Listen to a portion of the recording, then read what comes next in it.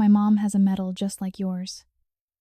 On a freezing, rain-soaked night in Brooklyn, that innocent sentence echoed through a nearly empty diner. And suddenly the entire room fell silent. No one understood why a thin, trembling little girl would dare speak to the most powerful man in the city, a man whose mere gaze could make others look away. But what was truly terrifying wasn't the girl's courage. It was his reaction. The coffee cup in his hand froze midair. His cold, unreadable eyes cracked, as if those simple words had touched a secret buried for over a decade.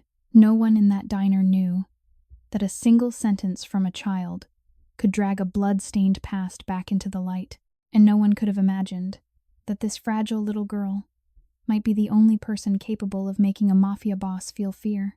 But who is she? And what truth is that medal hiding?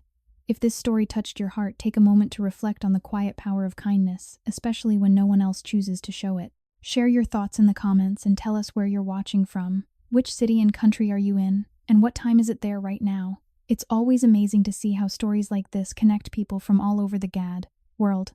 If moments like this remind you of the beauty of humanity, please like the video and subscribe to our channel so you don't miss more powerful stories that celebrate compassion, courage, and the simple acts of kindness that can change a life. Late October 2025, Brooklyn, New York. The rain fell in cold, relentless sheets, turning the cracked sidewalks into shallow black mirrors that reflected the sodium glow of streetlights and the occasional flash of passing headlights.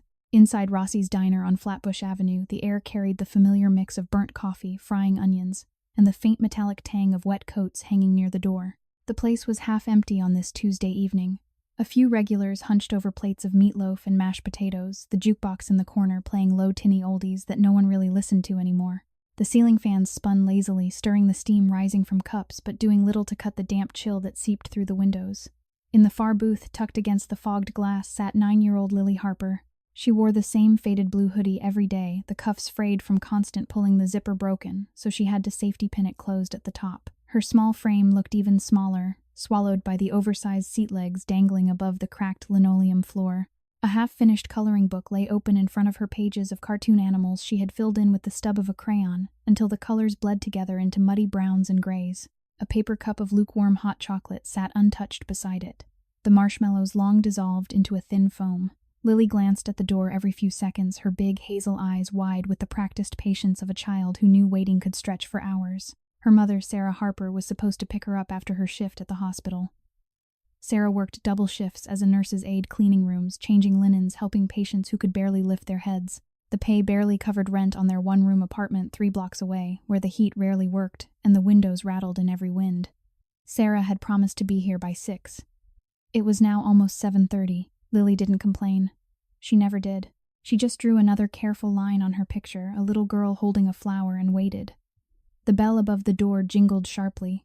Cold air rushed in, carrying the smell of wet asphalt and exhaust. 6 men stepped inside their presence, instantly changing the temperature of the room. They wore dark overcoats over tailored suits, expensive leather shoes that clicked against the tile, and the kind of quiet confidence that made the other customers suddenly very interested in their plates.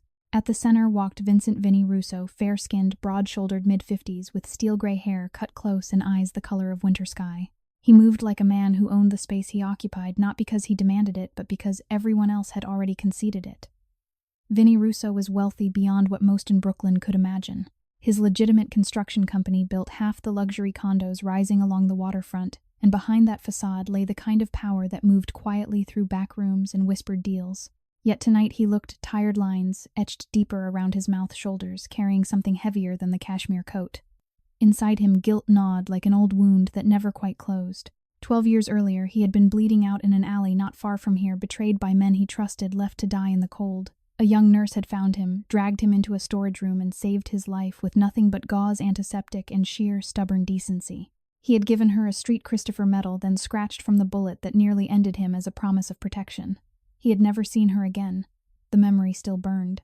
Vinny's crew spread out instinctively, Tommy taking the counter stool, Marco sliding into a booth near the window, the others claiming tables with practiced ease. Mr. Rossi, the diner owner, froze behind the counter, wiping the same spot on the formica for the 3rd time. He knew who they were. Everyone did. But Vinny raised a hand, calm, almost gentle, and said, "Just coffee black.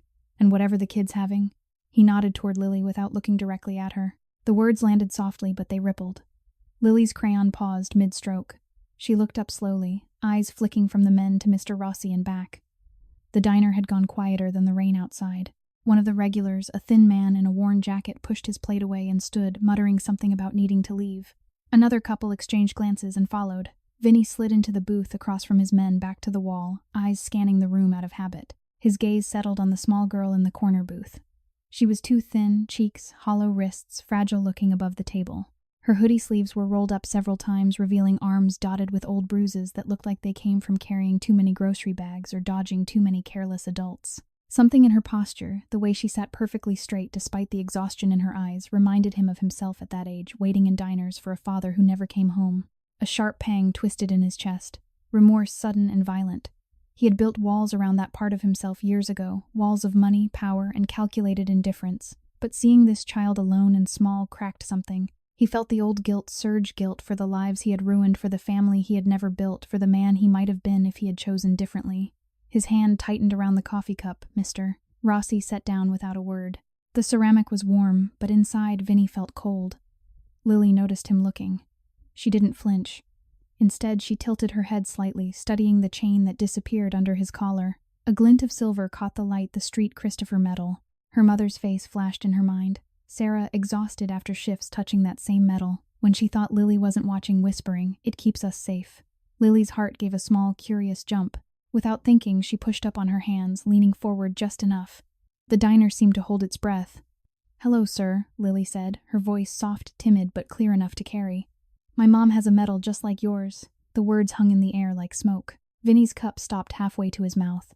His men froze mid-motion, Tommy's hand hovering near his coat, Marco's eyes narrowing. "Mr." Rossi dropped a spoon. It clattered loudly against the counter. Vinny turned his head slowly. His steel-gray eyes met Lily's wide hazel ones. For a moment, the rain outside was the only sound.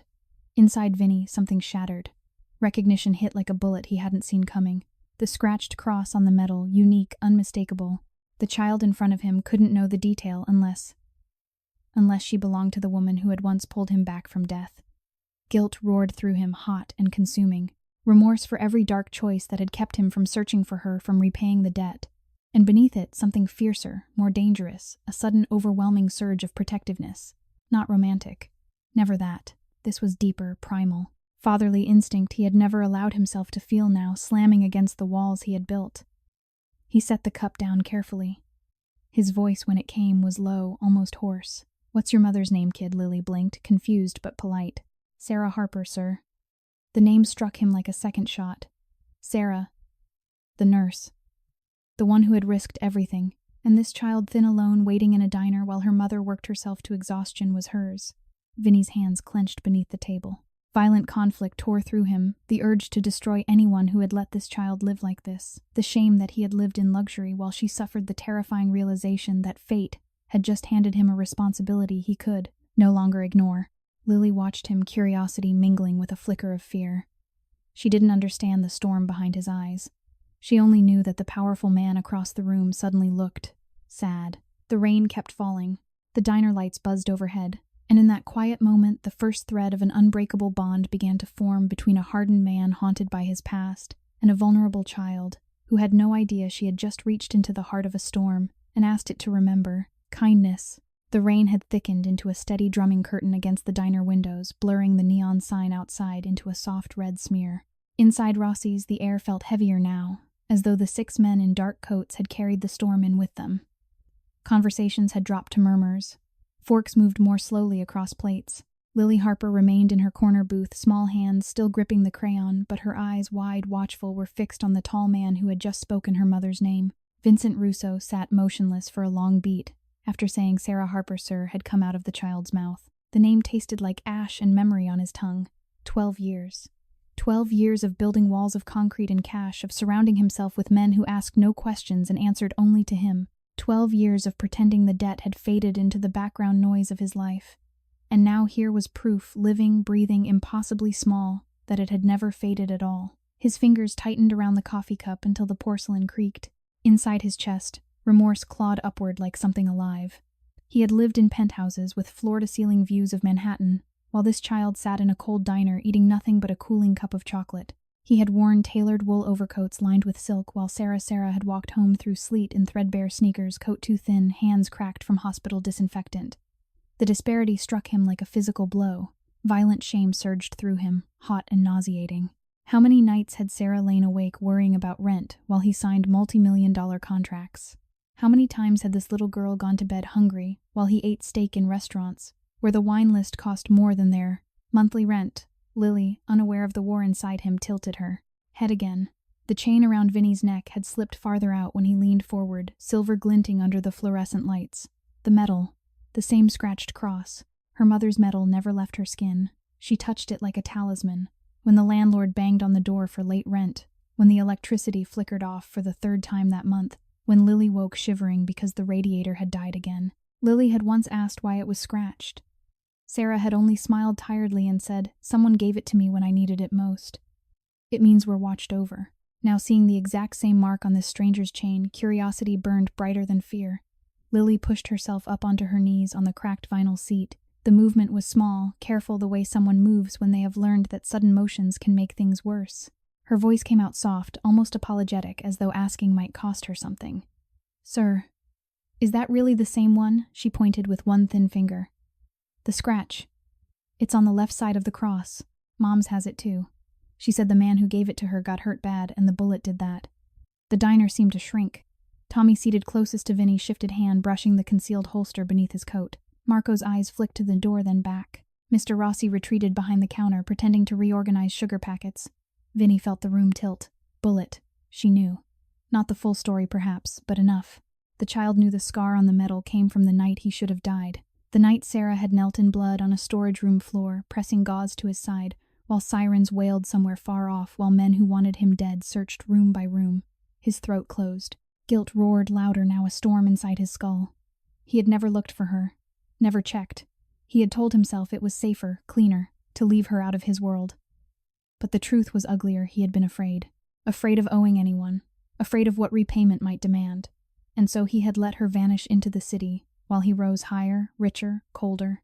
Now fate had delivered her daughter to him, thin, shivering, even in the diner warmth, hoodie sleeves rolled up to hide how sharply her wrists stuck out. Malnutrition carved shadows under her cheekbones. Sleep deprivation bruised the skin beneath her eyes. She was 9 years old and already knew the shape of hunger, the sound of eviction notices taped to doors at dawn, the cold that seeped through thin walls and thin blankets on nights when the wind howled down Flatbush like punishment. Vinny's vision blurred for a second, not from tears, he would never allow that here, but from the sheer force of the emotion ripping through him. Love sudden and ferocious, not romantic, but parental, protective, primal. This child, Sarah's child, carried his debt in her hollow cheeks in the way she held herself so still, as though bracing for the next blow life would deliver. The urge to shield her was overwhelming, violent in its intensity. He wanted to tear the city apart for every night she had been cold, every meal she had missed, every time Sarah had whispered apologies for not being able to give her more. He forced his voice steady, low, gentle in a way that surprised even his own men. "Yeah, kid," he said. "It's the same one." Lily's eyes widened. A flicker of wonder crossed her face, pure unguarded, before caution rushed back in. She glanced toward the door again, as though expecting her mother to appear and pull her away from this dangerous moment. Vinny leaned forward slightly. "Your mom? She still wear hers every day." Lily nodded once, small and quick. "Yes, sir. Even when she showers. Even when the chain breaks, and she has to fix it with string.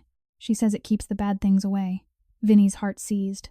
The image was unbearable, Sarah exhausted after 12-hour shifts, scrubbing blood and sweat from her hands, then carefully knotting cheap twine around a sacred promise so it wouldn't be lost, while he wore bespoke suits and drove cars that cost more than most people's homes. Across the street through the rain-streaked window movement caught Marco's eye. 2 men in dark jackets lingered under the awning of the closed pawn shop opposite the diner, too still, too watchful. Marco leaned toward Vinny, voice barely above a whisper. "Boss, we got eyes." Vinny didn't turn. He kept his gaze on Lily, but inside the protector surged forward, shoving remorse aside for cold calculation. Rival crew. Probably DeMarco's boys, still bitter over the waterfront contract Vinny had taken last spring. They wouldn't move here, not in public, but the threat was real. And now there was a child in the crosshairs. He stood slowly, deliberate, unhurried. His crew rose with him like shadows. To Lily he said, quiet but firm, "Stay right there, okay, don't move." Lily nodded, clutching her crayon like a talisman. Vinny stepped outside first. Rain struck his face like needles. The 2 men across the street straightened. One reached into his jacket, slow, showy. Vinny crossed the street without hesitation, coat flapping open to reveal the tailored lines of power beneath. He stopped 3 feet away, rain dripping from his hair. "Walk away," he said, voice calm. Final. The man with his hand inside the jacket smirked, just watching Russo, making sure nobody gets lost. Vinny stepped closer. "You see that little girl in there?" The smirk faltered. Vinny's voice dropped lower, colder. "She's mine to protect now. You touch one hair on her head, or her mother's, and there won't be enough left of you to bury." Silence stretched, broken only by rain drumming on car roofs. The 2 men exchanged glances. Then without a word they turned and walked away, disappearing into the wet night. Vinny exhaled once, sharp, shaky. Inside, the conflict raged fiercer than before. Protection. Debt. Fatherhood unasked for but undeniable. He had spent years building an empire so no one could touch him. Now, something had touched the one soft place he had left, and it terrified him more than any rival ever could. He turned back toward the diner. Through the glass, Lily watched him, eyes huge, curious, a little afraid, but also hopeful. Vinny opened the door. Warm air rushed out to meet the cold. He walked straight to her booth and crouched so their eyes were level. "I'm going to make sure you and your mom are safe," he said. From now on, Lily stared at him for a long moment. Then, in a voice so small it nearly broke him, she whispered, "Promise." Vinny felt the word carve itself into his bones. "I promise." Outside, the rain kept falling. Inside, in the quiet between heartbeats, a bond forged in silence, and storm began to take root, fragile, fierce, and already unbreakable. The diner lights flickered once briefly, weakly, as though the storm outside had reached in to remind everyone how fragile warmth could be. Rain hammered the roof in uneven bursts, drowning out the low hum of the old refrigerator behind the counter. Inside, Rossi's time seemed to stretch and thin. Every small sound carried the drip of water from an overcoat sleeve onto the floor, the soft scrape of a chair leg as someone shifted uncomfortably, the faint rattle of Lily Harper's crayon rolling off the edge of her table and clattering to the linoleum. Vincent Russo remained crouched in front of the booth, knees bent, expensive wool coat pooling around him like spilled ink. His face was level with Lily's, close enough that she could see the faint silver threads in his eyebrows, the tiny scar at the corner of his left eye that no photograph had ever captured. Up close, he did not look like the monster the neighborhood whispers painted. He looked tired, haunted. The kind of tired that comes from carrying too many secrets for too many years. Lily's small chest rose and fell in shallow breaths. She clutched the safety pin that held her hoodie closed, twisting it between thumb and forefinger. The promise he had just made, "I promise," still echoed in her ears, soft and heavy at the same time. She wanted to believe it, desperately. But she had heard promises before. The landlord promised the heat would be fixed by Friday. The school nurse promised the free breakfast program would start again next month. Her mother promised every night that tomorrow would be better. Most promises broke like cheap glass. Yet something in this man's voice, low, steady, cracked at the edges, felt different. It wasn't loud. It wasn't angry. It was the sound of someone who had made very few promises in his life and meant every one he did make. Vinny searched her face.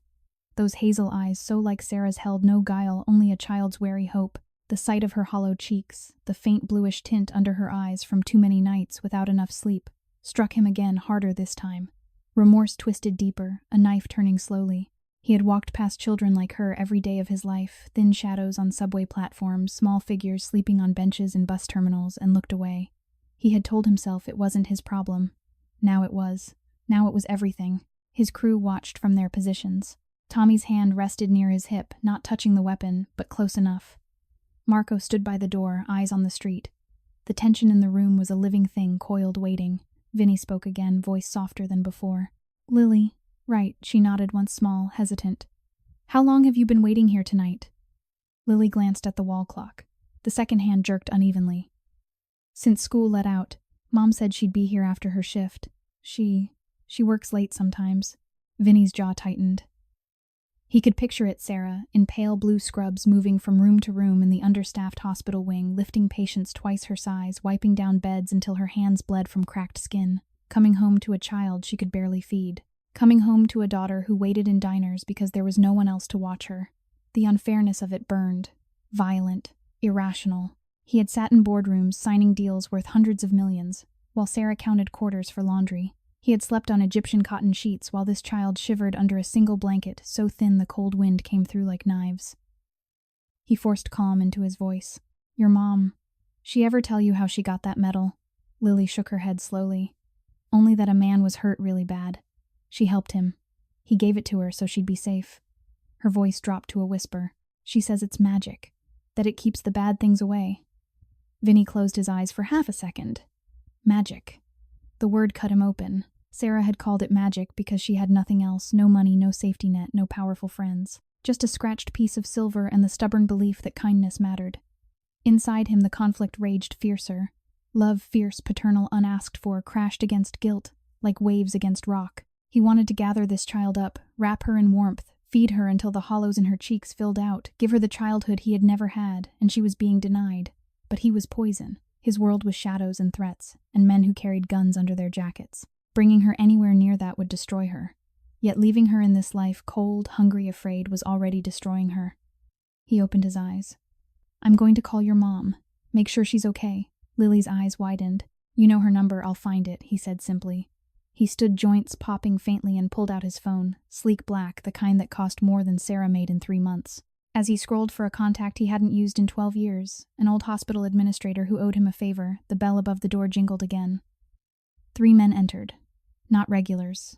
Not locals. Dark jackets, hoods up against the rain eyes, scanning the room too deliberately. One of them, the tallest, locked eyes with Marco near the door. A flicker of recognition passed between them. Vinny didn't flinch. He finished dialing, held the phone to his ear. It rang twice before a tired voice answered. Administrator Reynolds. It's Vincent Russo. I need a favor. Sarah Harper, nurse's aide at Brooklyn General. Current contact information. Now. A pause. Then quietly, she's still there. Working nights. I can text you the emergency line. Do it. Vinny ended the call. The 3 newcomers had moved to the counter ordering coffee they clearly didn't intend to drink. The tallest one turned slightly, watching Lily in the corner booth. Vinny felt the shift like a physical pressure. Protectiveness surged, hot, blinding. He stepped between the booth and the counter, broad shoulders blocking their line of sight to the child. Marco moved first, casual, unhurried, until he stood shoulder to shoulder with Vinny. Tommy flanked the other side. The diner had gone dead silent. The tall man smirked. Nice night for coffee, Russo. Vinny's voice was ice. It's a bad night to be in the wrong place. The man laughed once, short, sharp. We're just thirsty. Then drink and leave. A long beat of stillness. Rain drummed. The jukebox skipped, stuck on the same 3 notes. The tall man shrugged, set his untouched cup down. See you around. They left. The bell jingled behind them. Vinny exhaled slowly. His hands trembled not from fear but from the sheer force of emotion tearing through him. He had almost lost control. Almost let the old violence rise. For a child he had known for 20 minutes, he turned back to Lily. She was staring at him, eyes huge, pupils dilated with confusion and a dawning something like awe. Her small body trembled faintly, not from cold but from the emotional whiplash of the last few minutes. Vinny crouched again. They're gone. You're safe. Lily swallowed. Her voice came out tiny. You scared them away. I made sure they left, he corrected gently. She studied his face. Why? Vinny hesitated. The truth was too big, too complicated, so he gave her the simplest piece. Because no one should scare a little girl in a diner. Lily's lower lip trembled. She looked down at her hands, nails bitten to the quick skin, rough from washing dishes in cold water when the landlord shut off the hot. Tears welled suddenly, spilling over without warning. Vinny's heart fractured. He reached out slowly, carefully, and brushed a tear from her cheek with the back of one finger. His touch was light, almost reverent. Hey, he whispered.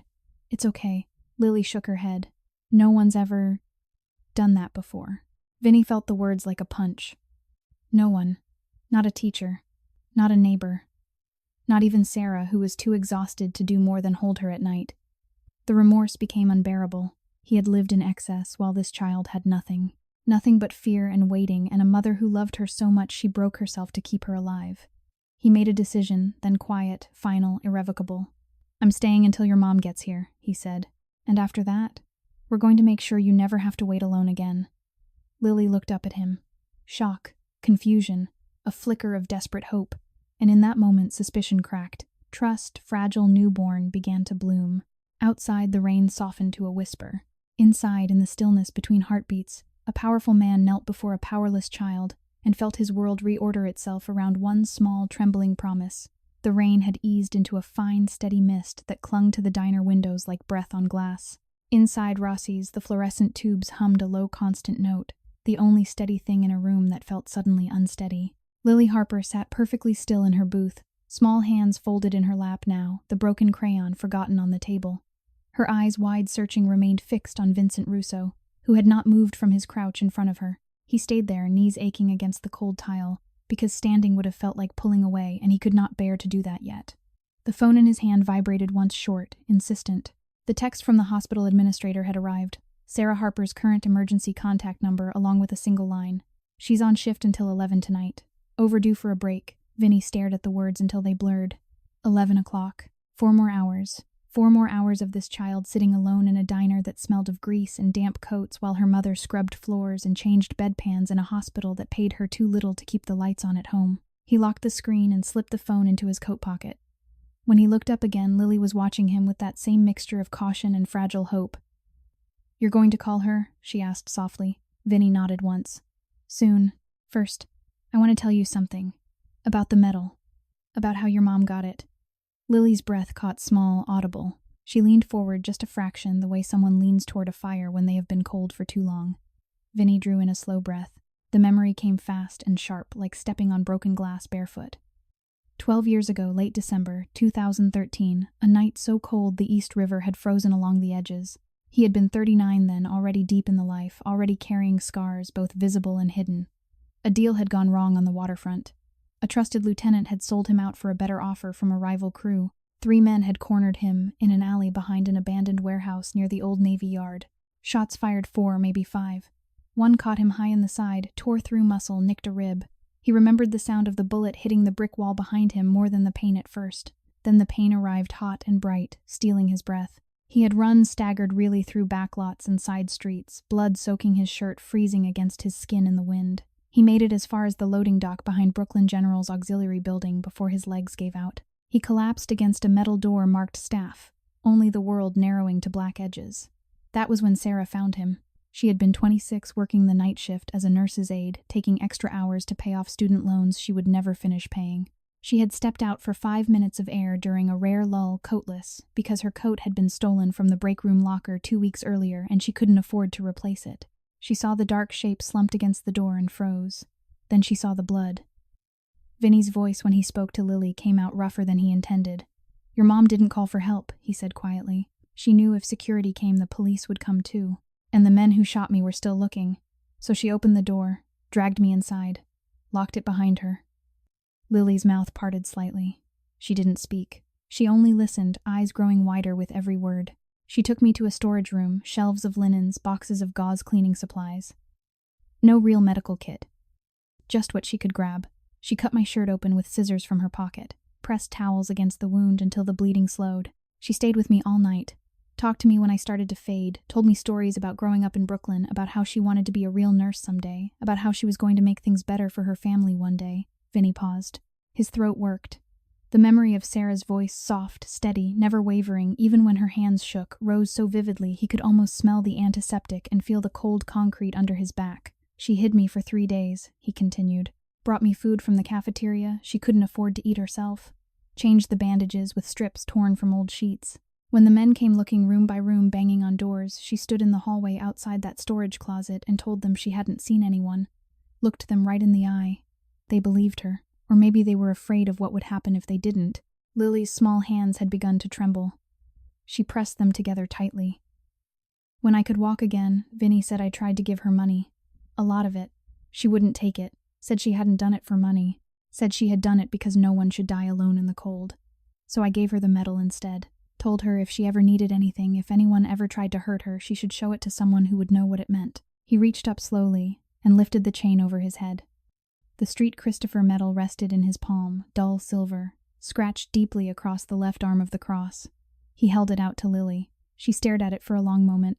Then hesitantly, she reached out one thin finger and touched the scratch. Her fingertip was cold. "It's the same," she whispered.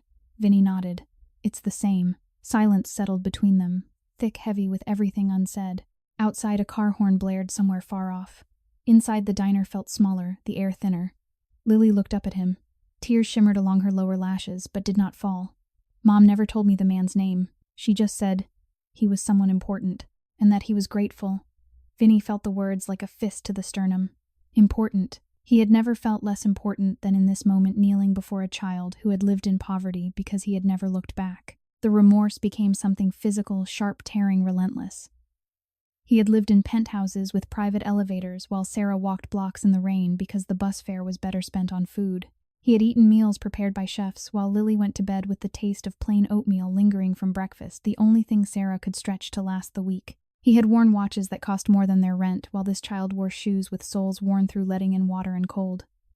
Violent shame surged through him. He wanted to scream at the unfairness of it, wanted to tear apart every system that had let this happen, wanted to go back 12 years and drag himself to her door again, not bleeding, not dying, but whole, and say thank you before it was too late. Instead, he reached out slowly and placed the metal gently into Lily's palm. She closed her fingers around it like it was made of glass. "I never forgot her," he said, voice cracking for the first time. "I never forgot what she did. I thought staying away kept her safe." Lily looked at the metal, then back at him. "You're the man she helped." It wasn't a question. Vinny nodded once. A fresh wave of tears spilled over Lily's cheeks.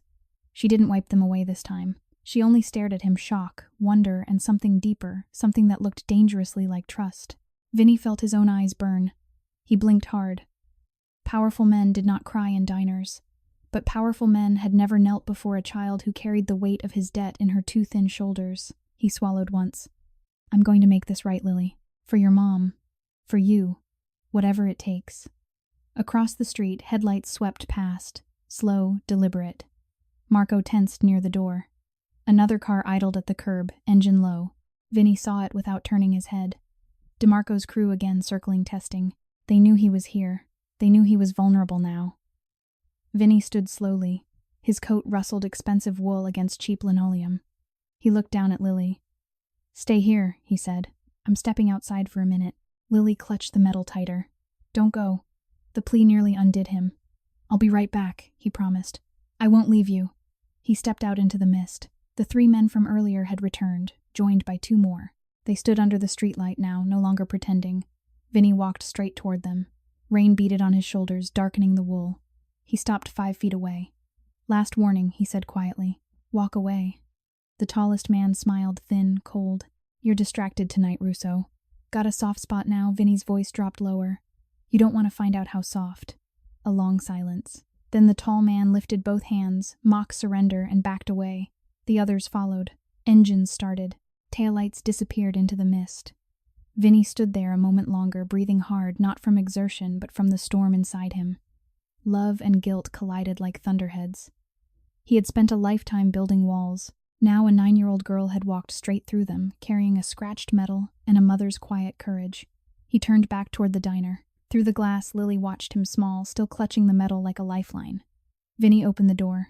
Warm air met cold rain. He walked to her booth and sat across from her this time, close enough to reach out if she needed him to. And in the quiet that followed, with rain whispering against the windows, a powerful man looked at a powerless child and understood that redemption was not something you earned. It was something you chose every single day, starting right now. The mist outside Rossi's diner had thickened into something closer to fog, softening the edges of the streetlights until they looked like distant lanterns floating in gray water. Inside, the fluorescent hum seemed quieter now, as though the room itself had decided to hold its breath. Lily Harper sat with both hands wrapped around the street Christopher medal Vincent Russo had placed in her palm. Her thin fingers barely closed around it. The silver looked enormous against her small, chapped skin. She stared at the scratched cross the way someone stares at a map when they have been lost for a very long time and suddenly see a landmark they recognize. Vincent remained seated across from her in the booth, broad shoulders filling the space, expensive coat draped over the backrest like a dark wing folded away. He had not touched his coffee since the first sip. Steam no longer rose from the cup. It had gone cold, forgotten. His eyes, steel gray, usually so unreadable, were fixed on the child with an intensity that bordered on pain. Lily lifted the metal closer to her face, turning it slowly in the light. The scratch caught the bulb's yellow glow and threw a tiny, jagged reflection across her cheek. She whispered almost to herself, "Mom touches this every night before she goes to sleep. Even when she's so tired she can barely stand. She says it reminds her someone once cared enough to give her something that mattered." Vincent felt the words enter his chest like thin blades. Cared enough. Sarah had carried that small piece of silver through 12 years of unrelenting hardship, through nights when the landlord's threats echoed down the hallway, through mornings when she skipped meals so Lily could eat, through winters when the radiator hissed once and then died, leaving them to huddle. under every blanket they owned while wind whistled through cracks in the window frames. And all that time the metal had been her only shield. Not money, not power, just a promise given by a man who had walked away and never looked back. Remorse rose in Vincent like bile, bitter, unstoppable. He had sat in private dining rooms overlooking the Manhattan skyline while Sarah counted change for a single bus ride home. He had signed contracts worth more than entire neighborhoods, while Lily learned to fall asleep hungry so the growling in her stomach wouldn't wake her mother. The disparity was obscene, violent. He wanted to smash something, anything, to make the unfairness stop screaming inside his skull. Instead, he reached into the inner pocket of his coat and withdrew a small velvet-wrapped packet. He set it on the table between them, careful, deliberate. When he unwrapped the black cloth, a thin gold chain lay revealed, simple but heavy, holding a 2nd Street Christopher medal. This one was pristine, no scratch, no scar. New. Lily's eyes widened. Is that... For your mother, Vincent said quietly. The one she has now is worn. This one is stronger. It won't break. Lily stared at the new medal. Her lower lip trembled. She won't take it. She never takes anything from anyone. Vincent's voice cracked on the next words. She'll take it from me. Lily looked up at him, then really looked. Not with the guarded curiosity of before, but with something raw. Something that recognized pain in another person's eyes and reached toward it instinctively. You're sad, she said softly, like Mom gets sometimes when she thinks I'm asleep. Vincent's throat closed. He had spent decades training himself not to feel sadness, not to let it show. Yet here in a half-empty diner on a rainy October night in 2025, a 9-year-old girl had seen straight through every layer of armor he had built. He nodded once, slow, heavy. Yeah, kid. I'm sad, Lily hesitated. Then in a movement so small it might have gone unnoticed by anyone else, she pushed the half-finished cup of cold, hot chocolate toward him. You can have the rest, she said. It's not very warm anymore, but sharing helps. Mom says so. Vincent stared at the cup. A child who had likely gone without breakfast that morning, whose mother had probably skipped lunch to make sure there would be dinner, was offering him the only thing she had. The gesture was so simple, so pure, that it shattered something inside him he hadn't known was still intact. He reached out slowly and wrapped his large hand around the paper cup, covering hers at the same time. Her fingers were ice cold. Malnutrition had made them fragile. Sleep deprivation had made them tremble. He could feel the sharpness of her knuckles against his palm. Thank you, he whispered. Lily gave a tiny nod. You're welcome. For a long moment they sat like that, hands overlapping on a cheap paper cup rain tapping softly against the window. The diner lights flickered once more, then steadied. In that quiet space between heartbeats, something shifted. Vincent felt at first a warmth spreading outward from the place where their hands touched. Not romantic. Never that. This was deeper. This was the fierce, protective love of a father who had never known he was one until this exact moment. It burned bright, painful, consuming. He wanted to wrap this child in every luxury he owned, cashmere blankets, hot meals prepared by chef's rooms that stayed warm all night. He wanted to erase every night she had spent shivering every morning she had woken up hollow-eyed and hungry. He wanted to give her safety so absolute that fear became a memory she could barely recall. And beneath that love feeding it, fueling it, was guilt so violent it nearly doubled him over. He had failed her before he even knew she existed. He had failed Sarah. He had failed himself. Lily spoke again, voice barely above a whisper. Are you going to stay until Mom comes? Yes. Are you going to help us? Yes. Lily looked down at their joined hands. Then, in a gesture that nearly undid him completely, she turned her palm up and laced her thin fingers through his. Her grip was weak, fragile, but it held on with everything she had. Vincent felt tears burn behind his eyes. He blinked them back furiously. Powerful men did not cry, but powerful men had never held the hand of a child who trusted them with the last of her courage. Outside tires hissed on wet asphalt. Headlights cut through the fog, slow, predatory. Marco straightened near the door. Tommy moved to the window, peering out. 3 men this time, same crew as before, but bolder. They stepped out of a black SUV and stood under the streetlight directly across from the diner. One of them lit a cigarette. The orange glow illuminated a scar running down his cheek. DeMarco's lieutenant. They weren't hiding anymore. Vincent saw them without turning his head. His jaw tightened. Protectiveness surged hot, blinding, primal. No one would touch this child. No one would frighten her again. Not while he breathed. He squeezed Lily's hand gently. I need to step outside again. Just for a minute.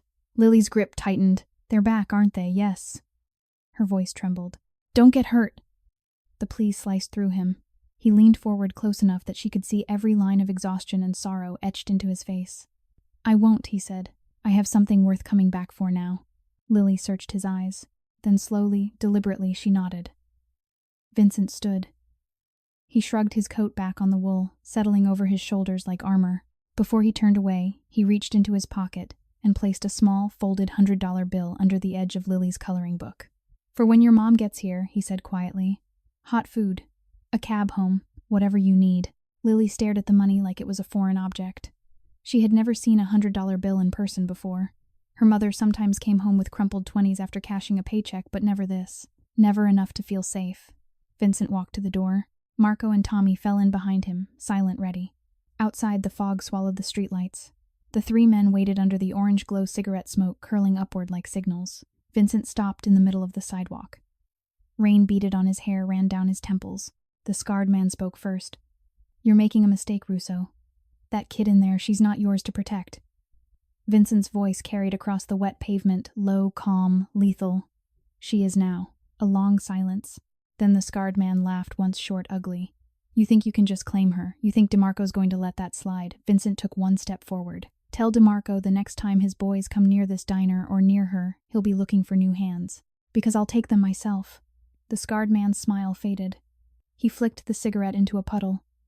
"You're playing a dangerous game." Vincent's eyes never left his. "I've been playing it longer than you've been breathing. Walk away. Last chance. Another beat." Then the scarred man jerked his head. The three men turned, climbed back into the SUV, and drove off slowly, taillights bleeding red into the fog.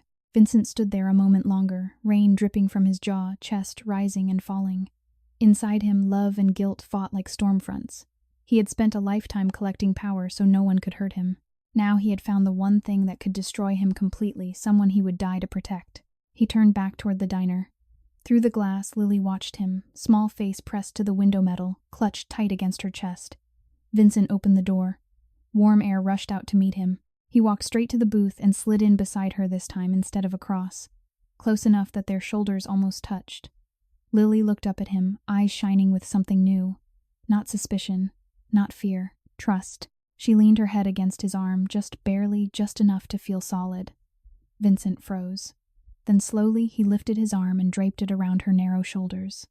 She fit against him like she had always belonged there. In the quiet that followed with rain whispering against the glass, and the world held at bay outside, a powerful man held a fragile child, and understood that respect was not something given. It was something earned, one small trembling gesture at a time. The fog outside Rossi's diner had thickened until the street beyond the windows looked like a watercolor painting left in the rain, colors bleeding, edges dissolving. Inside, the air carried the faint scent of cooling coffee and damp wool mixed now with something sharper, the quiet electricity that follows a promise kept. Lily Harper leaned against Vincent Russo's side, her small frame barely reaching his ribs even as he sat. Her head rested lightly on his arm.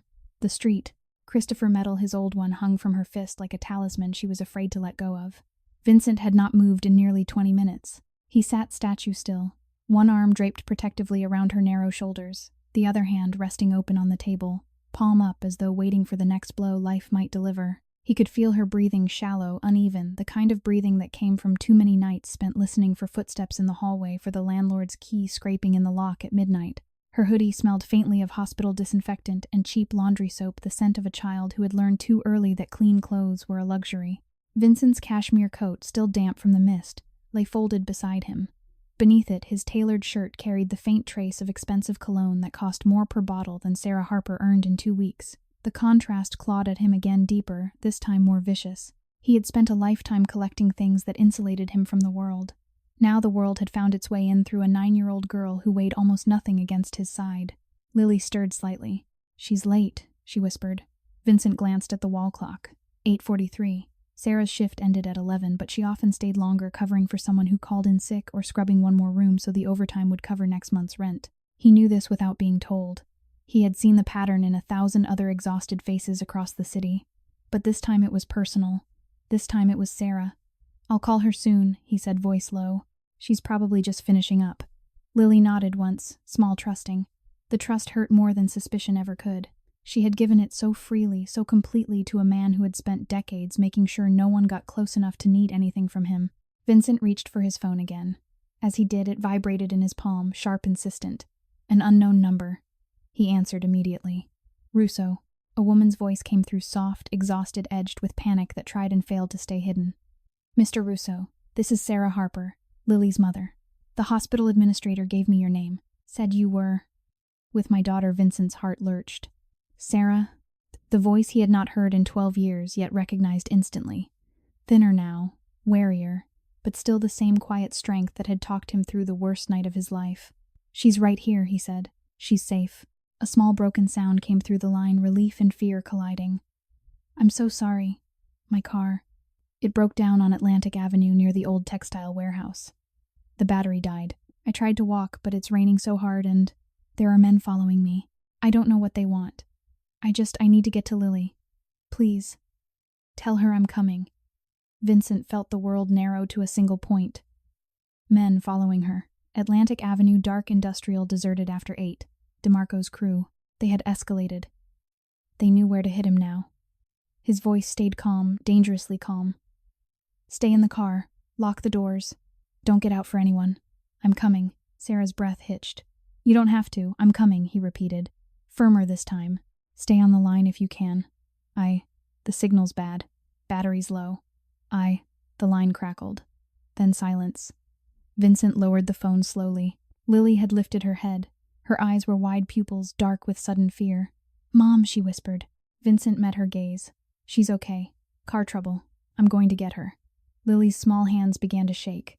She's alone. Vincent felt the question like a knife twist. Alone, like Lily had been alone in this diner for hours. Like Sarah had been alone for 12 years, raising a child on wages that barely covered rent, eating last so her daughter could eat first, sleeping in a coat because the heat rarely worked. He stood slow, deliberate. Marco, Tommy, we're leaving. Now. His men moved instantly, coats on eyes, scanning the street. Vincent turned back to Lily. You're coming with me. You'll be safe in the car. Lily hesitated only for a second, then slid out of the booth. Her sneakers squeaked on the linoleum. The soles were so thin he could see the outline of her toes pressing against them. She reached up and slipped her hand into his without being asked. Vincent felt the contact like fire. Small fingers, cold trusting. He squeezed once gently and led her toward the door. Mr. Rossi stepped out from behind the counter. Mr. Russo. The bill. Vincent didn't break stride. He placed 3 crisp $100 bills on the counter, more than enough for coffee that had gone cold hours ago. Keep the change, he said quietly. And if anyone comes looking for us, you didn't see anything. Mr. Rossi swallowed, nodded. Outside, the fog swallowed them immediately. Vincent's black SUV waited at the curb, sleek armored headlights, cutting clean white beams through the mist. Tommy opened the rear door. Vincent lifted Lily inside effortlessly, as though she weighed nothing, and buckled her in beside him. The leather seats were heated. She sank into them with a small, surprised sound. Vincent slid in after her. Marco took the wheel. Tommy rode shotgun. The engine purred to life, deep, powerful, the sound of money and control. Vincent turned to Lily. You warm enough? She nodded, small, overwhelmed. It's so soft. Vincent's throat tightened. Soft. Something as basic as warmth had become a luxury in her world. He pulled out his phone again, dialed a private line. It's me. Atlantic Avenue near the old textile warehouse. Sarah Harper's car broke down. She's being followed. I need eyes on her now. Discreet. No contact until I arrive. The voice on the other end, calm, professional, replied, On it, boss. 5 minutes. Vincent ended the call. Looked at Lily. We'll have her soon. Lily clutched the metal tighter. Those men, they want to hurt her. Vincent hesitated. Then honest, because she deserved honesty. They want to hurt me. Through her, through you. Lily's eyes filled with tears. Because of the metal. Because of what your mom did, he said softly. Because she saved me once. And now they think they can use that against me. Lily stared at him, shock, giving way to something fiercer. Then we have to save her. Vincent felt the words sear through him. We, a child who had nothing, was ready to fight for her mother, while he, wealthy, powerful, feared, had spent years running from debts he could have repaid long ago. Remorse crashed over him, violent, numbing. He had built an empire to protect himself. Now the only thing worth protecting was slipping through his fingers because of choices he had made. The SUV accelerated smoothly into the fog. Headlights swept across wet pavement. Ahead, Atlantic Avenue loomed dark, empty, dangerous. Vincent's phone buzzed again, text from one of his men, 3 vehicles tailing her. DeMarco's plates. She's still in the car, scared but unharmed. Vincent's hand tightened around the phone until the case creaked. Love, fierce, paternal, all-consuming, surged alongside guilt until he could barely breathe. This child beside him, this small, trusting girl, was his debt made flesh. And her mother alone in a dead car surrounded by men who wanted to hurt her was the reason he still drew breath. He looked at Lily. "I'm going to bring her back to you," he said. "I swear it." Lily reached over small hand, finding his again. "I believe you." The words were simple. They destroyed him. The SUV sped through the fog. Behind them, Rossi's diner faded into gray. Ahead, danger waited. And inside Vincent Russo, a war that had simmered for 12 years, finally erupted. Guilt against love, past against present power, against the one thing it could never buy time to make things right. The engine roared. The night closed in. And a man who had once walked away from his debt now drove straight into it with a child's hand in his and redemption burning like fire in his chest. The black SUV cut through the fog like a blade through silk headlights, carving twin tunnels of white into the gray night.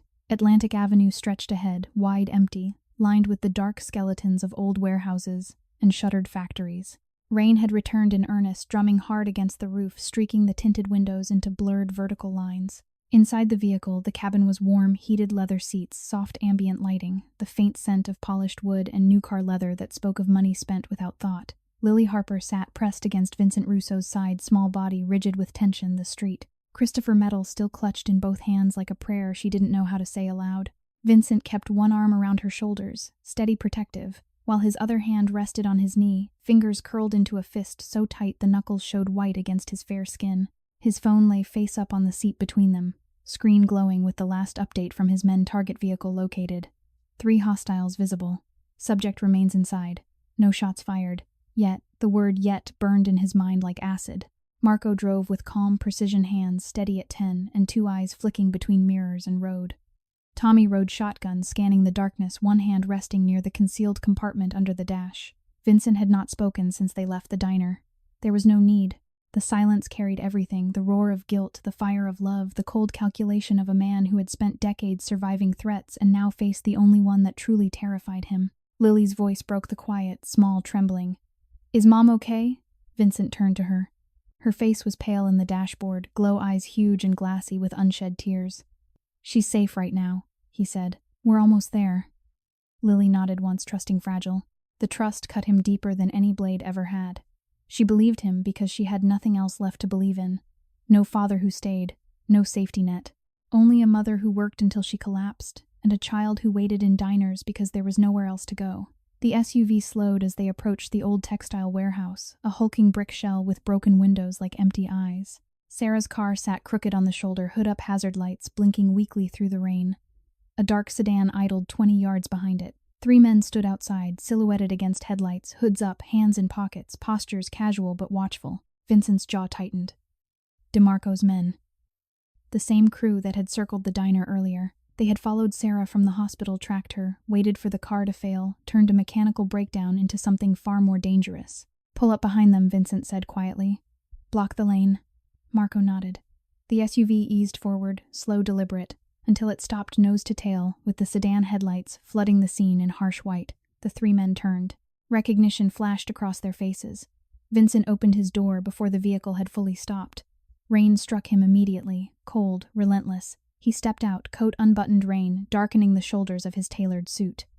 Lily reached for him instinctively. "Stay here," he said gently. "Lock the doors. Don't open them for anyone but me." Lily's eyes filled. "Come back." Vincent leaned in close enough that she could see the storm in his gray eyes. "I will." He closed the door. The lock clicked. Through the tinted glass, Lily's small face pressed against the window, watching, waiting, trusting. Vincent walked forward, unhurried, deliberate. Rain streamed down his face, matted his silver hair. The 3 men spread out slightly, flanking position instinctive. The one in front, broad-shouldered scar across his left cheek, spoke first. "Russo. Didn't expect you to come yourself." Vincent stopped 10 feet away. "You expected wrong." The scarred man smiled thin, cold. "We're just helping a stranded motorist. Car trouble. Bad night for it."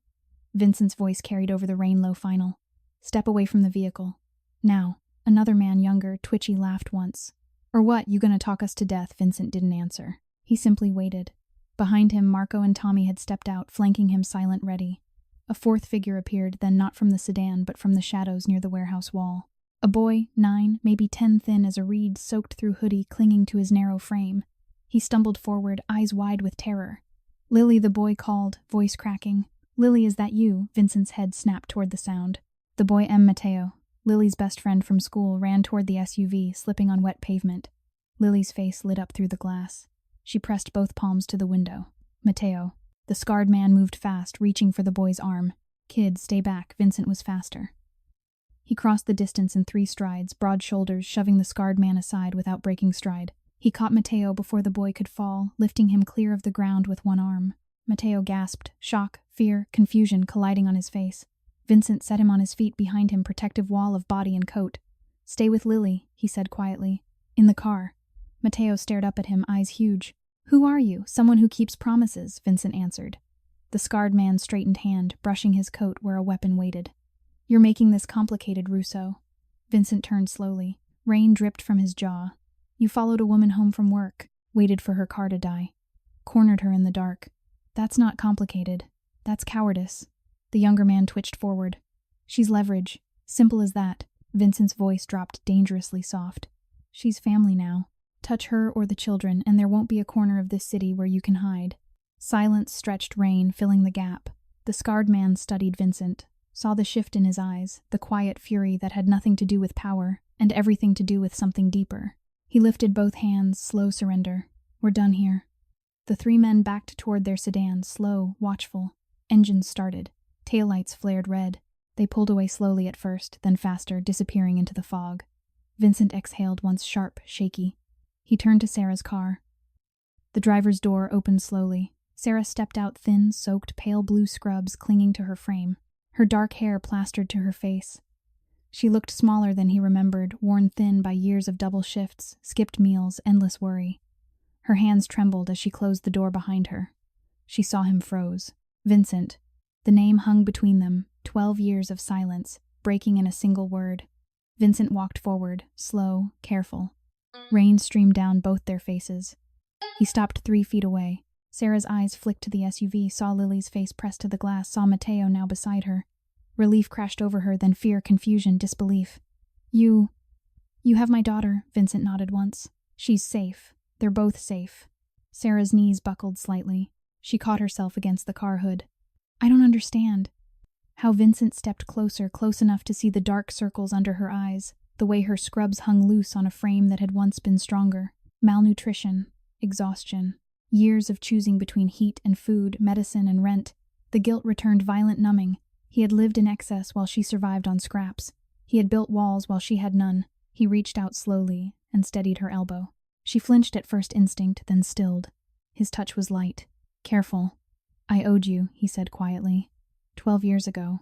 I never repaid it. Tonight, I start. Sarah stared at him, shock, giving way to something raw. Tears mixed with rain on her cheeks. Lily, she's okay. She's waiting for you. Sarah looked toward the SUV. Lily waved small, frantic. Mateo pressed close beside her, 2 small faces against the glass. Sarah's breath hitched. She stepped forward, then stopped. Looked back at Vincent. You didn't have to do this. Vincent's voice cracked. Yes, I did. He opened the rear door of the SUV. Sarah climbed in, awkward, trembling. Lily threw herself into her mother's arms. Mateo clung to both of them, small family reunited in the warm leather interior. Vincent stood outside, rain pounding his shoulders, watching through the open door. Love burned in his chest, fierce, paternal, overwhelming. Guilt tore beside it, vicious, unrelenting. He had failed them for 12 years. Now he would not fail again. He closed the door gently, looked at Marco. Take them home. My place. Secure the perimeter. Marco nodded. Vincent climbed in beside Sarah and the children. The SUV pulled away, slow, steady, leaving the broken-down car behind in the rain. Inside, Lily reached across her mother's small hand, finding Vincent's again. He took it, and in that simple gesture, rain drumming overhead, city lights blurring past the war inside him, quieted just for a moment. Not ended, but quiet, because redemption had finally found its voice, and it sounded like a child saying thank you. The black SUV glided through the quiet streets of Brooklyn Heights, past brownstones with glowing windows and wrought iron gates that spoke of lives untouched by desperation. The fog had lifted slightly, leaving the night air clean and cold. Inside the vehicle, warmth wrapped around the small group like a blanket no one had asked for but everyone needed. Heated seats hummed softly beneath them. The dashboard lights cast gentle blue glows across faces that had seen too much darkness in one evening. Sarah Harper sat in the center of the rear bench, arms wrapped tightly around both children. Lily pressed against her left side, small head tucked under her mother's chin. Thin arms locked around Sarah's waist, as though letting go would make everything disappear again. Mateo clung to her right face, buried in her shoulder, shoulders still shaking from the cold and fear that had not yet fully released him. Sarah herself looked smaller than Vincent, remembered thinner, more fragile, the years of relentless survival etched into every line of her body. Her pale blue scrubs were soaked through, clinging uncomfortably, and her hands reddened from hospital-grade disinfectant, and endless washing trembled faintly as they stroked Lily's back in slow, soothing circles. Vincent sat on Lily's other side, close enough to feel the warmth of her small body, far enough to give Sarah space. He had not spoken since they left Atlantic Avenue. There were no words large enough yet for what had happened, only the quiet rhythm of tires on wet pavement and the soft sound of 3 people breathing together after terror. The SUV turned onto a private street, lined with townhouses that cost more per square foot than most people earned in a decade. Vincent's building stood at the end, 4 stories of dark brick and iron-trimmed windows, discreet security lights illuminating a gated driveway. Marco pulled smoothly to a stop. The engine quieted. Silence settled thick, almost reverent. Vincent spoke first, voice low, careful. "We're here." Sarah looked up, eyes wide, uncertain. "Here, my home," he said simply. "It's safe. Secure. You can stay as long as you need." Sarah's breath caught. She looked from the elegant facade to the children in her arms, then back to Vincent. "We can't. You can," he interrupted gently. "And you will. At least tonight." Lily lifted her head. "Mom, it's warm inside. Really warm." Sarah's eyes filled. She swallowed hard. "Okay," she whispered. Just for tonight." Vincent opened his door. Cool night air rushed in, crisp, carrying the faint salt of the nearby harbor. He stepped out first, then reached back to help Sarah. She hesitated only for a second, then placed her hand in his. Her fingers were ice-cold knuckles swollen from arthritis that came too early from years of manual labor. Vincent felt the fragility of them against his palm, and something inside him fractured again, quietly, deeply. He helped her out then, Mateo then lifted Lily down last. She clung to his neck for a moment, longer than necessary, small face pressed against his collar. Vincent held her easily, one arm under her knees, the other supporting her back. She weighed almost nothing. Malnutrition had stolen what little childhood padding she should have had. He carried her toward the entrance, slow, careful, as though she were made of glass. Inside, the foyer marble floors gleamed under soft, recessed lighting. A crystal chandelier hung overhead, quiet luxury that felt obscene next to the children's worn sneakers, leaving faint, wet prints. Sarah stopped just inside the threshold, looking around with the stunned expression of someone who had stepped into a different world. Vincent set Lily down gently. "There's a guest suite upstairs. 3 bedrooms. Private bath. Fresh clothes, my assistant keeps things stocked for visitors. Towels. Hot water. Food whenever you're ready." Sarah stared at him, confusion warring with exhaustion. "Why are you doing this?" Vincent met her gaze steady, unflinching. "Because 12 years ago you dragged me out of an alley when everyone else would have walked past. You hid me. You fed me. You kept me alive when I had nothing left to give. I never repaid that debt. Tonight, I start." Sarah's lower lip trembled. "I didn't do it for repayment." "I know," he said softly. "That's why it matters." Lily tugged at her mother's damp scrubs. "Mom, can we take a shower? I'm so cold." Sarah nodded, automatic maternal. "Yes, baby. Yes." Vincent gestured toward the wide staircase. "Second floor, first door on the right. Everything you need is there." Sarah hesitated, then took Lily's hand, Mateo's too. She looked back at Vincent, once eyes shining with something unnameable, before leading the children upstairs. Vincent remained in the foyer alone now, rain still dripping from his coat onto marble. He listened to their footsteps fade. Then he walked to the study, dark wood panels, leather-bound books. He rarely touched a fireplace already laid but unlit. He stood before the mantel, hands braced on the edge, head bowed. The guilt-returned title merciless. He had this house, these floors, these walls that kept out the cold. While Sarah had spent years in a one-room apartment where the radiator clanked once, and then died, where wind seeped through single-pane windows, where she slept in her coat so Lily could have the only blanket. He had eaten meals prepared by chefs while she counted calories to make sure her daughter had enough. He had slept between silk sheets while she lay awake listening for eviction notices. Violent shame tore through him, hot blinding. He had failed them, not by action but by inaction, by choosing power over kindness, by letting the debt sit unpaid while they suffered. Upstairs, water began to run hot, endless, the sound of luxury Sarah had not known in years. Vincent closed his eyes, listened.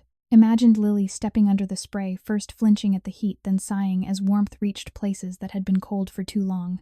Imagined Mateo wary guarded, finally relaxing under the stream. Imagined Sarah standing in the steam, letting tears mix with water, washing away one night's terror, while knowing tomorrow might bring another. He moved to the kitchen, vast, gleaming, stocked with food he rarely cooked. He opened cabinets, pulled out bread, cheese, fruit, milk. Simple things. Things children could eat without fear. He arranged them on a tray, careful, almost reverent, then carried it upstairs. The guest suite door stood ajar. Soft light spilled into the hallway. Vincent knocked once soft. Sarah opened it, wrapped in a thick white robe that swallowed her thin frame. Her hair was damp, curling at the ends. She looked younger, vulnerable in a way that made his chest ache. "I brought food," he said quietly. "They must be hungry." Sarah stepped aside. Inside, Lily and Mateo sat on the edge of the king-sized bed, both in oversized sweatpants and t-shirts from the guest closet. Their hair was wet, faces flushed from hot water. They looked small against the crisp white linens, two children who had never known a bed this large, this soft. Vincent set the tray on the low table. "Eat what you want. There's more downstairs." Lily reached for an apple, hesitated, then looked at her mother. Sarah nodded, tears brimming again. "Go ahead, baby." Lily bit into the fruit, eyes closing at the first crunch. Mateo followed slow at first, then faster, as though afraid the food might vanish. Sarah watched them, then looked at Vincent. "Thank you," she whispered. Vincent shook his head. "Don't thank me. I should have done this years ago." Sarah stepped closer, voice barely audible. "You saved us tonight." Vincent's throat worked. "You saved me first." A long silence. Then Sarah reached out hesitant and touched his sleeve. Lily said, "You gave her your medal. The one I've carried all these years." Vincent nodded. "She needed it more tonight." Sarah's eyes filled completely. "She trusts you." Vincent felt the words like a blow. "I don't deserve it." Sarah studied him, searching. "Maybe none of us deserve the kindness we get, but we take it anyway. Because we have to." Vincent looked at the children, Lily now leaning against Mateo, both eating slowly, savoring every bite. Something inside him cracked wide open, love, guilt, remorse, hope, all pouring through the fissure at once. He looked back at Sarah. "Stay as long as you need. The house is yours. The security, the food, everything." Sarah swallowed. "We can't impose. You're not imposing," he said fiercely. "You're family now, whether you want to be or not." Sarah's breath caught. She looked at her children, then back at him. And in that quiet moment, with rain tapping against tall windows, with two small bodies finally safe and warm, Sarah Harper nodded once. "Okay," she whispered. Vincent felt the words settle into his bones, final, irrevocable. Downstairs in the study, he stood before the unlit fireplace, hands braced again, listening to the soft sounds of children eating, of a mother murmuring comfort. The war inside him had not ended, but for the first time in 12 years it had direction. Redemption was not a single act. It was every moment after. And tonight he had finally begun. The townhouse on Brooklyn Heights stood silent in the small hours of the morning, October 2025. Rain had finally stopped, leaving only the soft drip of water from eaves and the occasional distant siren cutting through the night. Inside, the guest suite glowed with warm lamplight. Lily and Mateo had fallen asleep on the enormous bed, two small bodies curled together under thick down comforters, faces slack with the kind of exhaustion that only comes after terror has burned itself out. Sarah sat in the armchair beside them, still in the borrowed white robe, watching their chests rise and fall. Her own breathing was shallow, careful, as though too deep a breath might shatter the fragile peace. Downstairs in the study, Vincent Russo stood alone before the tall windows that overlooked the darkened street. The fireplace remained unlit. He had not bothered. Light from a single desk lamp fell across his face, carving deep shadows under his eyes along the lines that years of calculated choices had etched there. His coat lay draped over the back of a leather chair. His shirt sleeves were rolled to the elbows, revealing forearms corded with muscle, and faint scars that told stories he never shared. In his hand he held a tumbler of water, clear untouched. Alcohol would have dulled the edges. Tonight he needed every edge sharp. The events of the last few hours replayed in his mind, like film looped on repeat. The fog on Atlantic Avenue, the three men under headlights, Lily's small hand reaching through the open SUV door, Sarah stepping out of her broken-down car, thin, soaked eyes wide with disbelief. He had carried Lily inside these walls. He had watched Sarah help the children into robes that cost more than her monthly rent. He had seen Mateo, wary guarded, finally relax enough to eat an entire apple without looking over his shoulder. And still the guilt gnawed deeper, now relentless. He had given them safety for one night against 12 years of cold apartments, empty refrigerators, nights when Sarah had chosen between paying the electric bill and buying milk. One night against a childhood spent waiting in diners because after-school programs cost money they didn't have. One night against the memory of Lily's thin wrists, Mateo's hollow cheeks, Sarah's cracked hands. It was not enough. It would never be enough. His phone buzzed once short sharp on the desk. A message from Tommy stationed outside, all clear. Perimeter secure. No movement. Vincent exhaled slowly. Then the phone buzzed again, this time a call. Caller ID showed only a single initial C. He answered immediately. Cody, his second in command for 15 years, the man who had stood beside him through every betrayal, every deal, every close call, spoke in a low, careful tone. Boss, we need to talk. Face to face. Now. Vincent's spine stiffened. Where? Warehouse on Flushing. The old one. Alone. Vincent's eyes narrowed. You know I don't do alone. You will tonight, Cody said. Trust me. The line went dead. Vincent stared at the darkened screen. Trust me. 2 words that should have meant nothing from any other man. From Cody they carried weight. Too much weight. He looked up the staircase toward the faint glow spilling from the guest suite door. Lily and Mateo slept. Sarah watched over them. If he left now, he left them unguarded for the first time since the diner. But if Cody was calling at 3 a.m, if Cody was asking for a loan, something was wrong. Something catastrophic. He moved quietly up the stairs. Paused at the open doorway. Sarah sat with her back to him, head bowed over her knees, shoulders trembling in the smallest, most silent way. She was crying quietly the way women cry when they think no one can hear. Vincent felt the sight like a physical blow. He stepped inside, soft-footed, and spoke her name. Sarah. She startled, wiping her face quickly with the sleeve of the robe. I didn't hear you. He crossed the room, slow, careful, knelt beside her chair so their eyes were level. I have to go out. 1 hour. Maybe less. Her eyes widened, fresh fear flashing through exhaustion.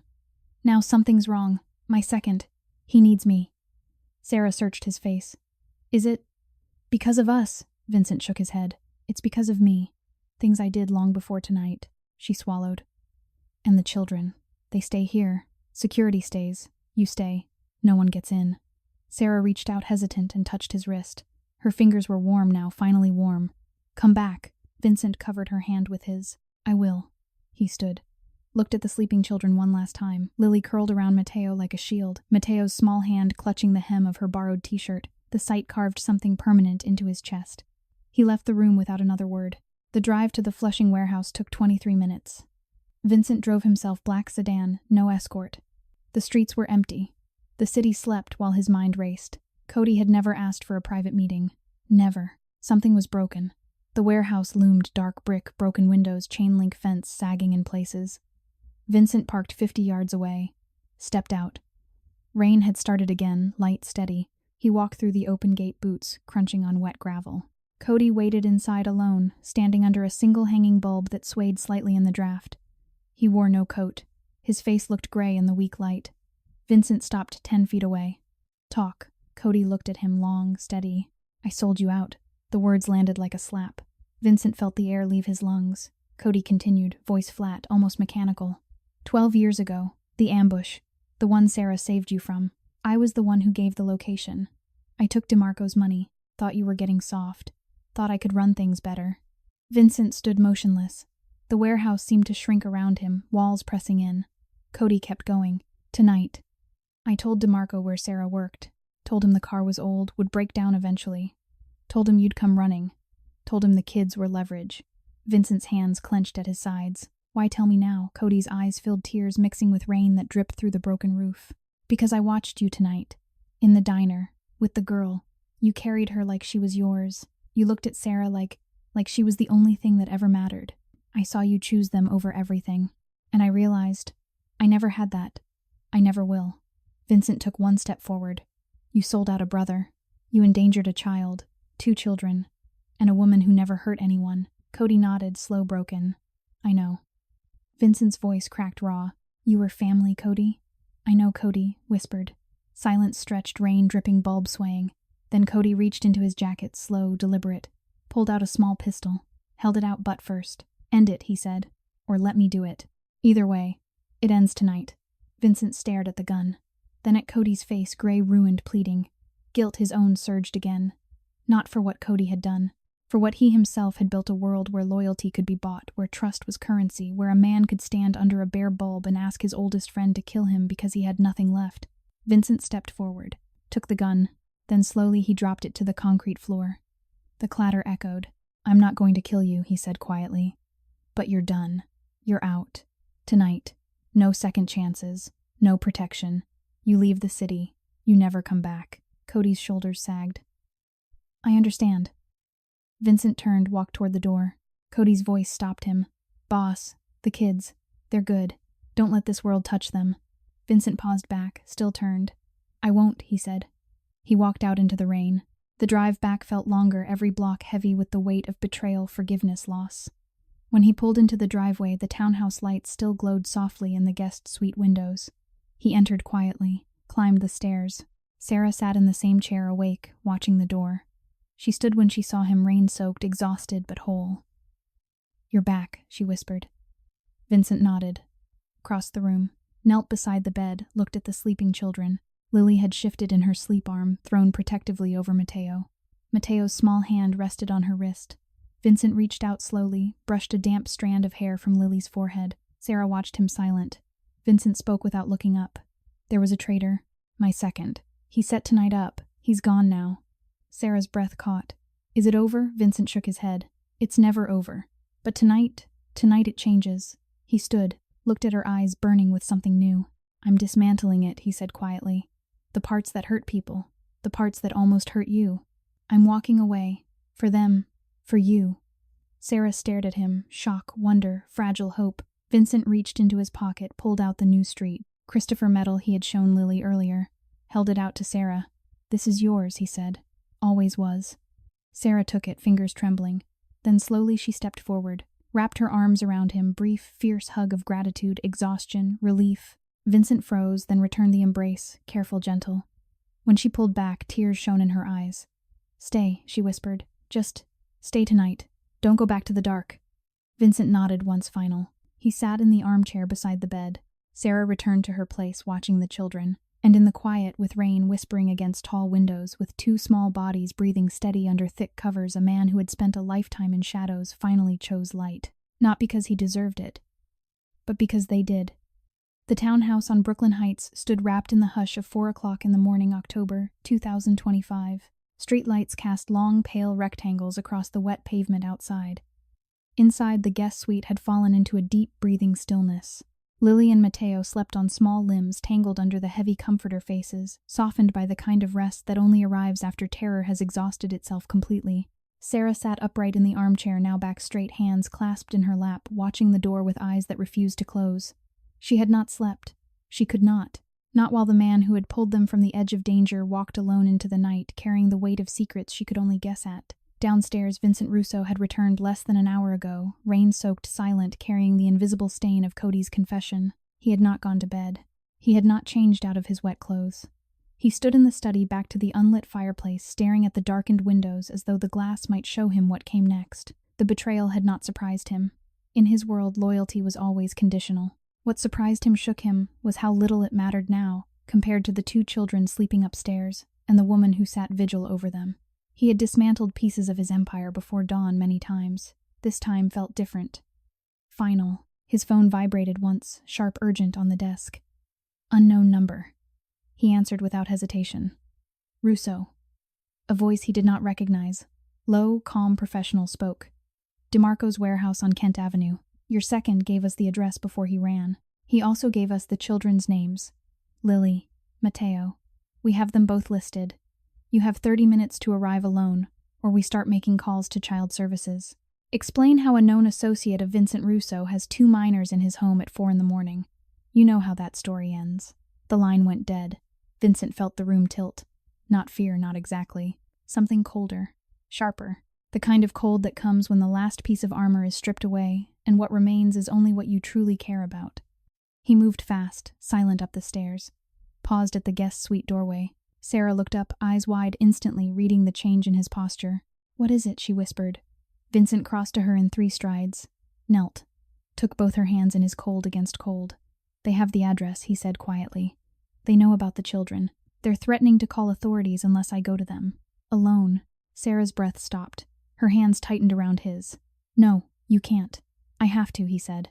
"If I don't, they make the call. Child Protective Services arrives at dawn. They take Lily. They take Mateo. You lose them both on paper legally permanently because of me. Sarah's face crumpled, silent, wrenching. You'll be killed. Vincent shook his head once. Not if I'm fast. He stood, looked at the sleeping children, Lily's arm still draped protectively across Mateo. Mateo's small fist curled in the fabric of her t-shirt.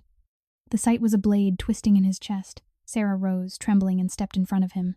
Don't do this alone. I have to, he repeated. If I bring anyone, they'll know. They'll escalate. Sarah searched his face, desperate, pleading. Then come back. Promise me. Vincent reached up slowly, brushed a tear from her cheek with his thumb. I promise. He turned, left the room without looking back, because if he had looked back, he might never have left. The drive to Kent Avenue took 17 minutes. Dawn was still an hour away. The industrial waterfront lay dark and empty, hulking cranes, standing like silent sentinels, warehouses black against the gray river. Vincent parked 2 blocks away, walked the rest boots quiet on wet concrete, rain starting again in a fine, steady mist. The warehouse door stood ajar, single bulb burning inside. Vincent pushed it open. DeMarco waited alone, sitting on a metal chair under the light. Older now, thinner, eyes hard with the bitterness of a man who had lost too many rounds. You came, DeMarco said. Vincent stopped 10 feet away. You threatened children. DeMarco smiled, thin, cold. You've gone soft, Russo. A woman, 2 kids. You really think you can walk away from this life? Vincent's voice stayed level. I already have. DeMarco stood slowly. Then prove it. Hand over the waterfront contracts. Walk away clean. Or I make one call. By sunrise, those kids are in foster care. You'll never see them again. Vincent felt the words like ice water poured down his spine. Foster care. The system that had failed him as a boy. The system that would see Sarah exhausted, underpaid, no savings, as unfit. The system that would separate Lily and Mateo because no paper trail said they belonged together. Rage surged, hot, blinding. Not the old rage of power plays and territory. This was different. This was father rage. Protector rage. The kind that made a man willing to burn everything to keep 2 small hearts safe. He took 1 step forward. You don't touch them. DeMarco laughed, short, ugly. Then give me what I want. Vincent reached into his coat, slow, deliberate, pulled out a folded document, blue-backed, official. The waterfront transfer agreement signed hours ago by his lawyers, waiting only for his final signature. He held it out. DeMarco stepped forward, greedy, triumphant. Vincent waited until DeMarco's fingers brushed the paper. Then he moved. Fast. Precise. He twisted DeMarco's wrist, controlled, not cruel, until the man dropped to his knees with a sharp hiss of pain.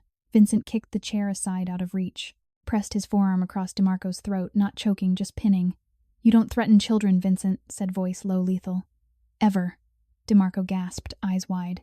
You'll never get out clean. Vincent leaned closer. Watch me. He released pressure, stepped back. Dropped the document on the floor between them. Take it, he said. Take everything. I'm done. DeMarco stared disbelief, warring with fear. Then he lunged fast, desperate, grabbing for the hidden pistol at his ankle. Vincent was faster. He stepped on DeMarco's wrist, firm, unyielding. The gun clattered away. Vincent crouched eye level now. I could end you here. You know I could. But I won't, because I promised someone I'd come home tonight. And I keep my promises. He stood, turned, walked toward the door. Behind him, DeMarco scrambled for the gun, fingers shaking. Vincent did not look back. The shot came sharp, deafening, echoing off metal walls. Pain exploded in Vincent's left shoulder, hot, bright, tearing.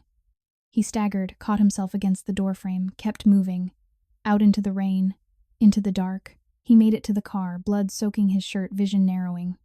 Started the engine, drove slow at first, then faster toward Brooklyn Heights. The townhouse appeared through fogged glass, lights still on in the guest suite. Vincent parked crookedly, left the keys in the ignition, stumbled up the steps, pushed the door open. Sarah was there already in the foyer, eyes wide with terror. She saw the blood. Vincent. He held up one hand, steadying himself against the wall. I'm okay. Just help me upstairs. Sarah ran to him, arm around his waist, supporting his weight. Together they climbed, slow, painful, leaving faint red smears on the banister. In the guest suite, Lily stirred, woke, saw him. Daddy, she whispered, voice small, sleepy, certain. The words stopped Vincent's heart. He sank to his knees beside the bed, blood dripping onto the carpet. Lily scrambled forward, small hands reaching for him. Sarah knelt too, tears streaming, pressing clean towels to the wound. Mateo woke, saw the blood, froze. Vincent looked at Lily, then Mateo, then Sarah. I'm sorry, he whispered. I tried to keep it away from you.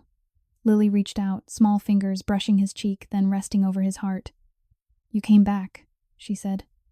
That's what matters. Vincent felt the words enter him warm, healing through the hole the bullet had made. He looked at Sarah, eyes burning. I'm done, he said.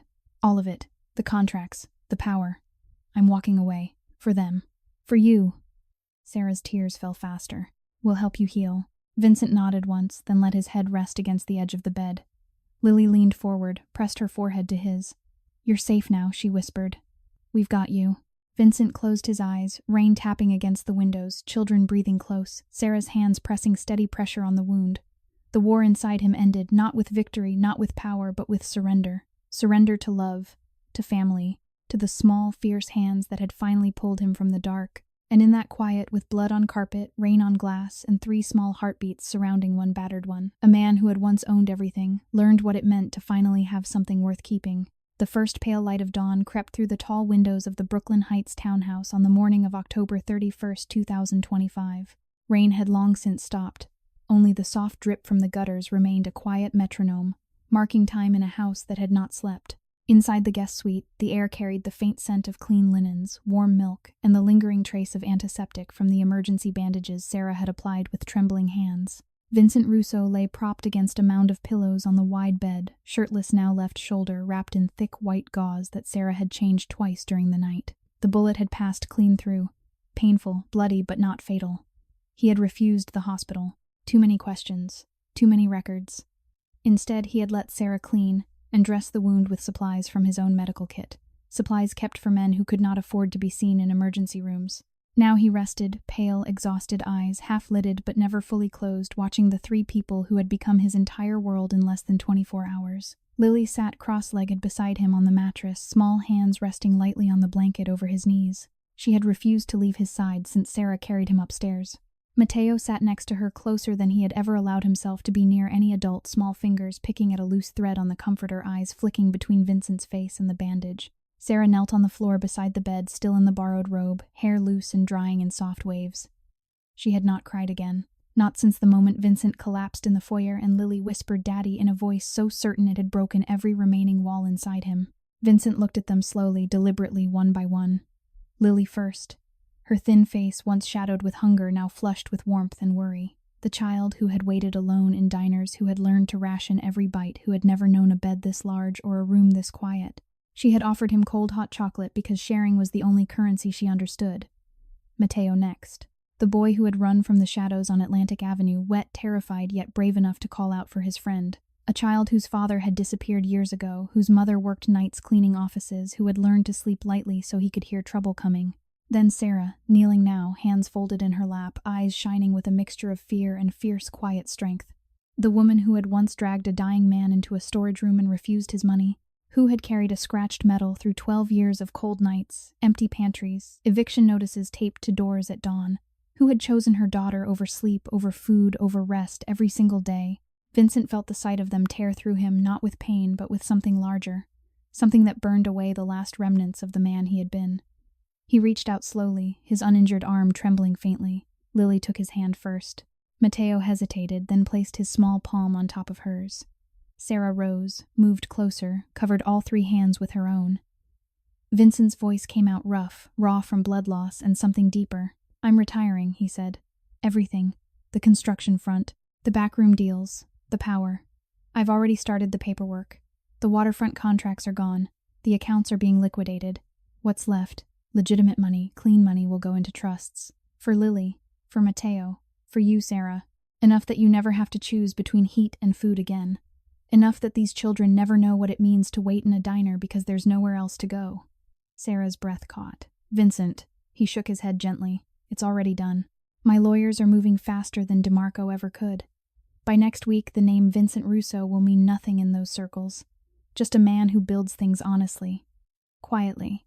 Lily looked up at him, eyes wide, shining. You're staying, Vincent swallowed once hard. If you'll let me. Lily's lower lip trembled. Then she leaned forward, small arms wrapping around his neck, careful of the bandage. You're my dad now, she whispered against his shoulder. You said you'd come back. You did. Vincent closed his eyes, felt the first tear slip free, hot against his cheek. He wrapped his good arm around her, then reached for Mateo. The boy hesitated, then climbed onto the bed, small body pressing against Vincent's side. Sarah watched, tears streaming silently, then leaned in, forehead resting against Vincent's. "We're family," she whispered. "All of us." Vincent felt the words settle into every cracked place inside him. Family. Not power, not money, not fear. Family. Months passed, quiet, steady healing. The townhouse became a home, not a fortress. The children attended a small private school, nearby uniforms, crisp lunches packed by Sarah each morning. Mateo's mother, after long conversations and legal help, was able to move into an apartment in the same building, close enough for daily dinners together. Sarah took a new position at a smaller clinic, better hours, better pay, no more double shifts. Vincent's shoulders still stiff, but healing worked with his hands again. Real construction. Blueprints spread across the dining table. Hard hats instead of tailored suits. He came home every evening smelling of sawdust and concrete, smiling in a way no one in his old life had ever seen. One spring afternoon, April 2026, Vincent stood in the backyard garden he had built himself.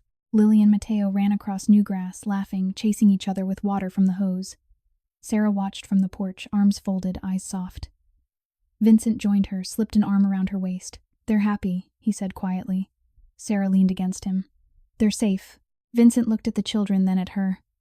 "I was poor once," he said.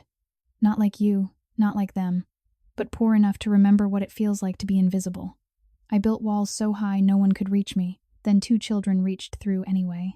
And a woman who never asked for anything showed me what strength really looks like." Sarah turned, faced him fully. "And now I know knowledge is the quiet voice that reminds us to choose kindness even when no one is watching. Now I know a lesson is learned not in boardrooms but in small hands trusting yours. Now I know education is not diplomas, it's teaching children they are enough exactly as they are. Now I know another lesson is that love doesn't see skin color, doesn't measure bank accounts, doesn't care about past mistakes, it simply arrives and stays. Now I know knowledge grows when we protect the vulnerable instead of exploiting them. Now I know a lesson can heal wounds deeper than any bullet. Now I know education of the heart begins the moment we decide someone else's pain matters more than our pride. Now I know knowledge whispers that compassion is the only currency that never runs out. Now I know a lesson stays with us when we choose family over fear. Now I know education means showing children that love is stronger than any empire ever built." Sarah smiled, tears shining again. And now Vincent looked at Lily and Mateo running, laughing alive. "Now," he said softly, "we live. If you have watched until this moment, thank you. May everyone watching this video enjoy good health, a joyful life, and daily peace. Please subscribe to the channel, like this video, and share it so more people can feel the warmth of these stories every day. We upload engaging videos, daily stories, that remind us what really matters. Tell me in the comments, how did this story make you feel? Does it connect to something real in your own life? Share your emotions. I read every comment, and I want to hear what moves you deep inside. Goodbye for now, and I promise to see you again in the next video. Disclaimer: all stories on this channel are fictional and created solely for entertainment purposes. Any resemblance to real people, events, or places is purely coincidental.